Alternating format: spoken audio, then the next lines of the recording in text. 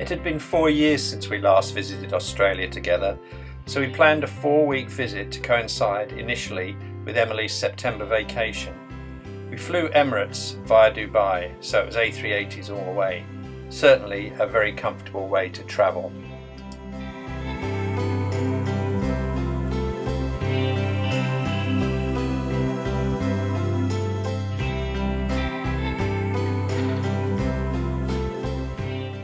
We stayed with Emily and Tom initially and managed to meet up with Tom's mum and dad for a fish and chips supper one evening, and with Tony before he left for the UK. After a couple of days acclimatising, we joined a Princess cruise heading up the Queensland coast. Emily came with us for this trip, but unfortunately Tom was just too busy with work and college to join us.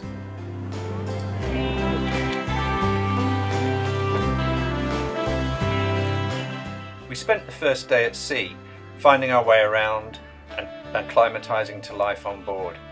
Because there were 3 of us, we had a mini suite which was very comfortable.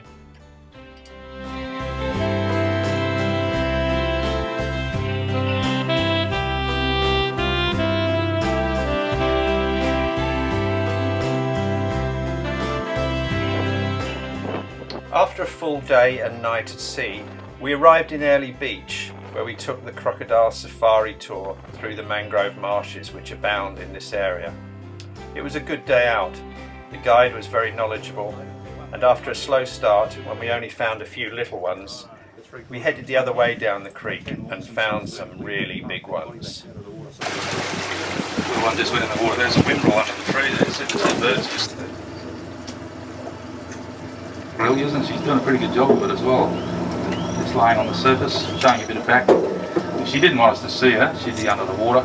And we can open that pupil right up and let all the available light into the eye. So their nighttime vision's pretty good, but there's an enhancement they have as well too to help them there in the upper jaw. So quite a distinctive feature from the lens. And the photo there, so she's got a nice light tan. We cruised overnight a little further up the coast to Cairns, where we docked in the harbour, and after a small stroll around the town in the morning, we headed out on our tour to Karoonda.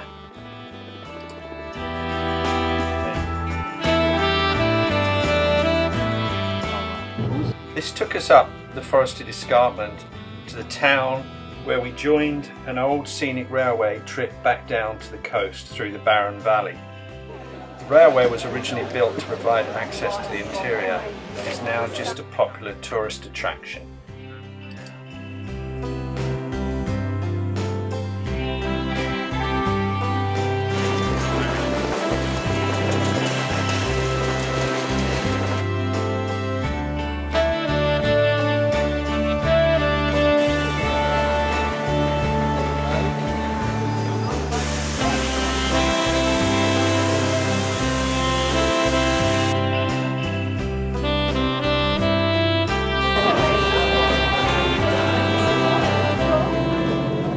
The following day we moored off Port Douglas and took the tender ashore to join one of these to go here. The Great Barrier Reef, approximately 40 miles off the coast of Queensland at this point. It took us about an hour and a half to get to the pontoon, where we had about 3 hours for lunch and various activities before we had to head back. I have to say the whole thing was extremely well organised. Emily and I managed to go snorkelling with a marine biologist, whilst Emily also managed to join Pat to explore in a glass-bottomed boat.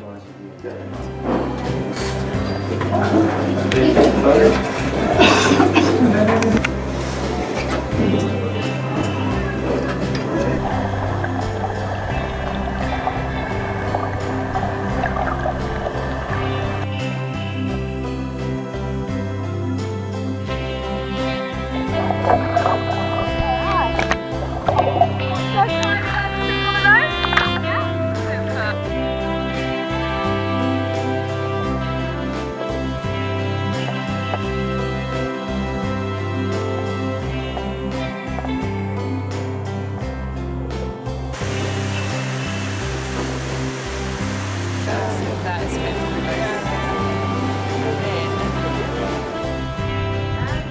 Well, that was it for the tours. Now we just had 2 restful days at sea, returning to Brisbane. The Sun Princess was great. The food, the entertainment, the excursions were all top class. It was a great way to make an initial exploration of this fantastic coastline. Back in Brisbane, we spent a few days catching up, firstly with Robin and Tim, who had come up from Melbourne for the Megan Washington concert. We also met Melita, Emily's friend from school, and took the dogs for a walk on the Spit at Surfers.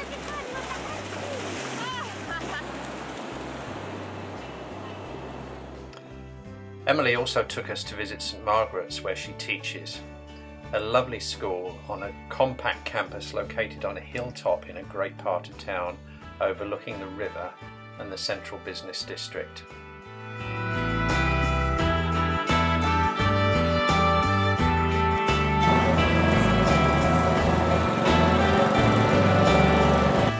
We also met up with Cynthia, Tom's sister-in-law, and the boys, and Ben and Sam for dinner, although unfortunately none of this was captured on film or video.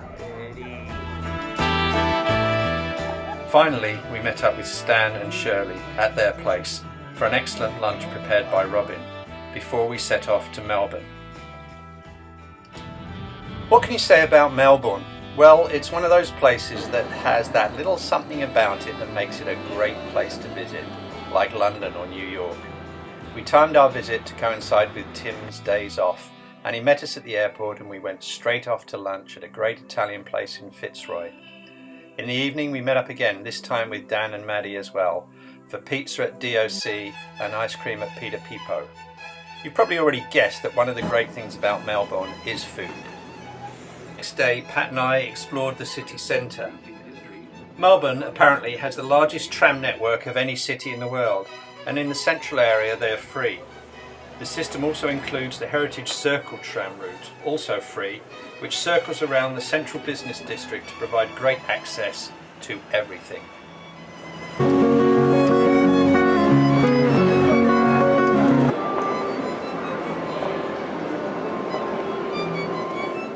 There's a lot of interesting buildings in the city centre and some great little arcades to explore. And it was in one of these that we found the Hopetown Tea Rooms. And we queued up there to have our 42nd wedding anniversary lunch.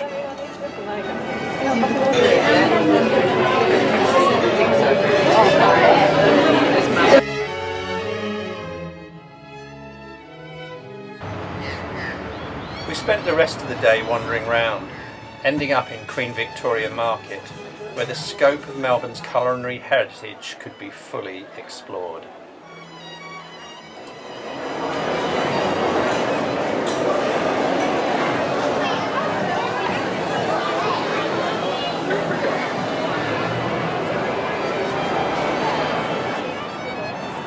The following day we did the Great Ocean Road.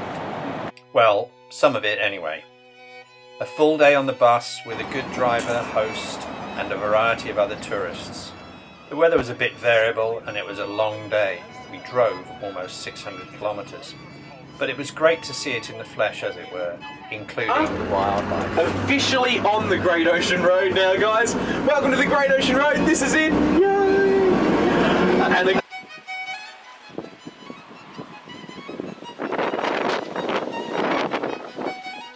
the highlight, of course, is the 12 Apostles, although there are in fact only 8. But it was a great day out and something I would recommend to do if ever you visit Melbourne.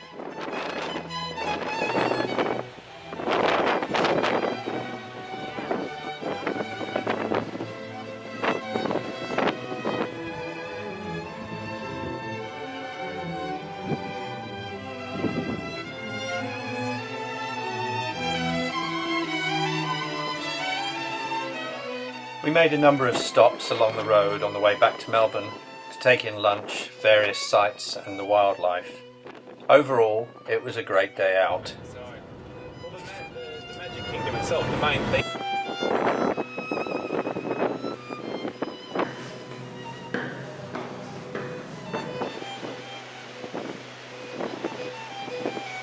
ocean for the rest of the day. So the rest of the day.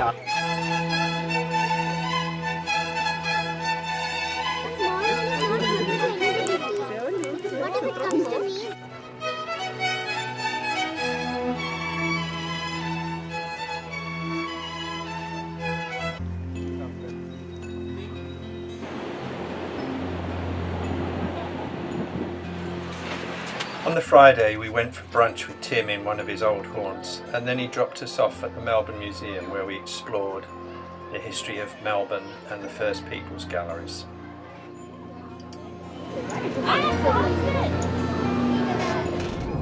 On the Saturday we went out with the boys to explore the Mornington Peninsula, basically the eastern side of Port Phillip Bay, the bay on which Melbourne sits. It was down here at Mount Eliza that Stan and Shirley lived before they moved up to Brisbane. We went down to see their old place and were invited in by the couple that bought it off them. It's a great location, 2 minutes walk from the beach. The middle of the day was spent pursuing a safari lunch, an excellent fish and chips at the Store Cafe in Somers, dessert at Johnny Ripe's Pie Shop in Red Hill, and the cheese course at Red Hill Cheese. We toddled on all the way to the end of Portsea, taking in the sights. It was a very nice day out. Thanks, boys.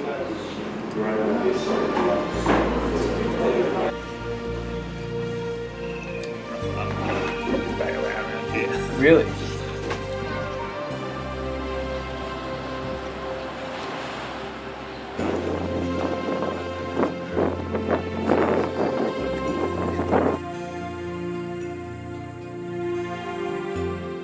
Sunday, and it was the week of Dan's birthday. So we went out for lunch after I'd played 18 holes with them both in the morning. Dan leveraged us a table in the Marquis of Lorna, a pub he used to work at in Fitzroy. After a very nice lunch, we retired to the rooftop bar to enjoy the sunshine, and then back to our Airbnb for tea. All in all, a very pleasant way to spend Sunday. And then it was another fast virgin back to Brizzy to walk the dog and then home. It was a great trip. Thanks everybody.